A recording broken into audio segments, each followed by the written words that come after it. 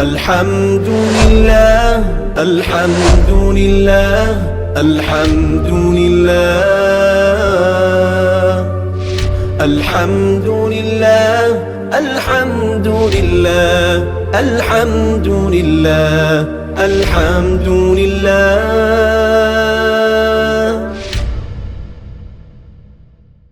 بسم اللہ الرحمن الرحیم. علم الصیغہ کا چوتھا باب ہے ابواب کا بیان. سبق نمبر 7 ہے قانون عین افتعال.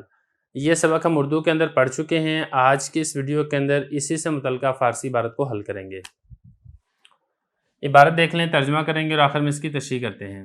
قاعدہ: اگر فا افتعال سا باشد روا است کے تا سا شود پس ادغام یابد چون اثارہ.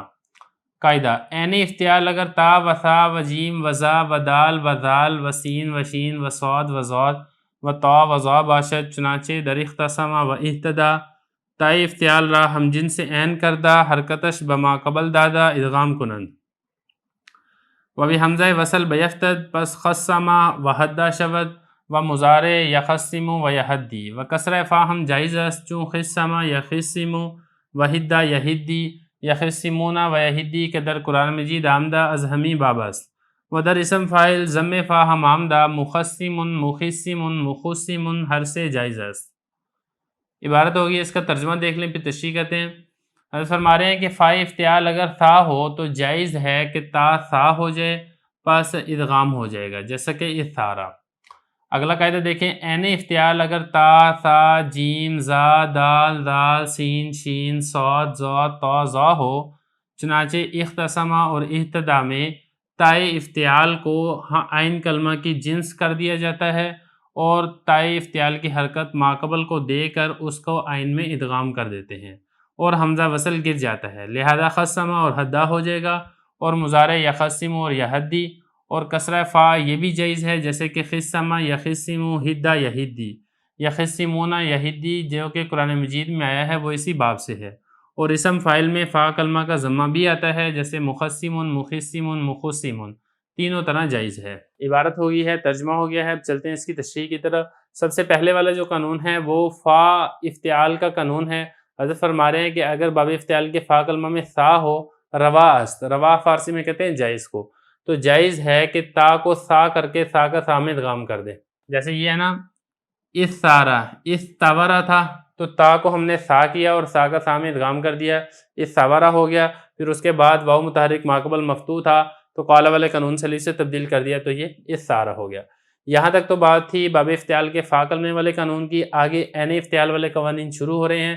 حضرت فرما رہے ہیں کہ اگر باب افتعال کے عین کلمہ میں، فا کی بات نہیں عین کی بات ہے، تا ہو یا ثا ہو یا جیم ہو یا زا ہو یا دال ہو یا ذال ہو یا سین ہو یا شین ہو یا صاد ہو یا ضاد ہو یا طا ہو یا ضا ہو، یہ 12 حروف میں سے کوئی ایک حرف آ جائے تو پھر کیا کرنا ہے؟ پھر تائے افتعال کو ان حروف کی جنس کر دینا اور تائے افتعال کی حرکت ماقبل کو دینا، یہ جائز ہے. جیسا کہ مثال ہے اختصما اور اہتدا.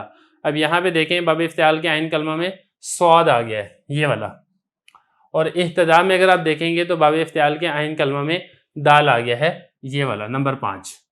تو اب کیا کریں گے؟ تائے افتعال را ہم جنس سے عین کردہ، تائے افتعال کو عین کلمہ کی جنس کر دیا جائے گا، یعنی جو عین کلمے والا حرف ہے تائے افتعال کو اسی حرف سے تبدیل کر دیا جائے گا.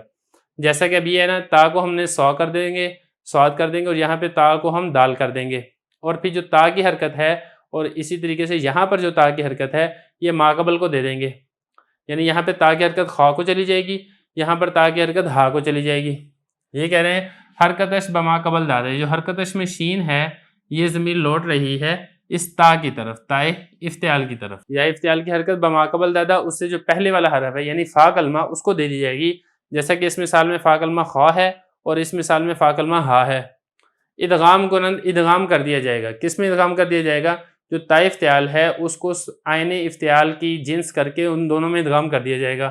وہ حمزہ وصل بیفتد، اور جو حمزہ وصلی تھا شروع میں جو کہ ماضی کے اندر آتا ہے بیفتد، وہ گر جائے گا، جیسا کہ خصما اور حدا شد. یا دیکھیں اختصما تھا تو بعد میں جب ہم نے تا کو صاد کیا اور حرکت نقل کر کے خواہ کو دے دی، اختصما ہو گیا، پھر صاد کا صاد میں ادغام کر دیا تو اخصمہ ہو گیا، حمزہ وصلی گر گیا تو خصمہ ہو گیا. اسی طریقے سے یہاں پر بھی یہ اہتدا تھا تو پھر اہددا ہو گیا، پھر اس کے بعد اہدا ہو گیا، پھر حمزہ وصلی گر گیا تو یہ بچ جائے گا حدا.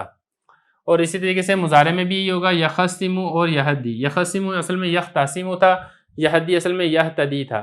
پھر یختاسمو سے یخساسمو ہوا اور پھر یخصمو ہوا اور پھر یہی ہو جائے گا یخصمو. اسی طریقے سے یہدی بھی ساری تفصیل جو ہے ہم اردو والے سبق میں تفصیل سے بیان کر چکے ہیں.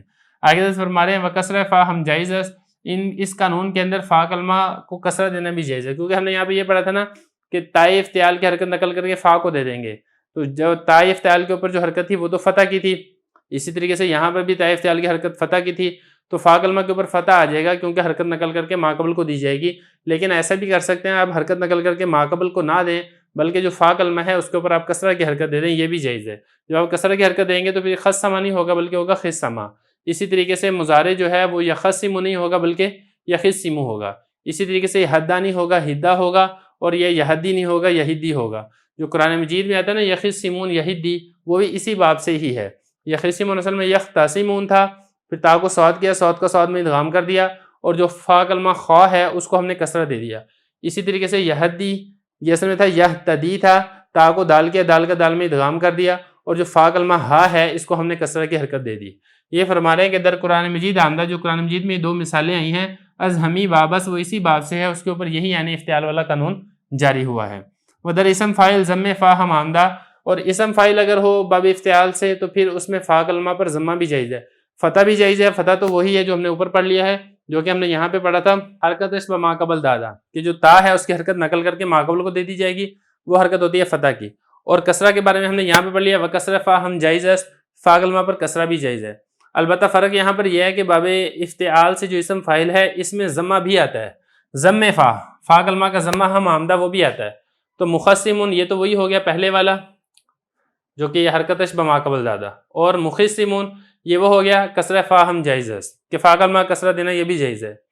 اور مخصمون یہ کون سا ہو گیا، یہ ہو گیا ضم فا ہم آمدہ کہ فا کلمہ کا ضمہ بھی آتا ہے. تو یہ یہاں پہ قانون عین افتعال ہے. یہاں تک باب افتعال مکمل ہو چکا ہے، اس کے بعد آگے قوانین نہیں ہیں بلکہ اس کے بعد اگلی گردانیں ہیں وہ جو کہ ہم اس کے بعد پڑھیں گے.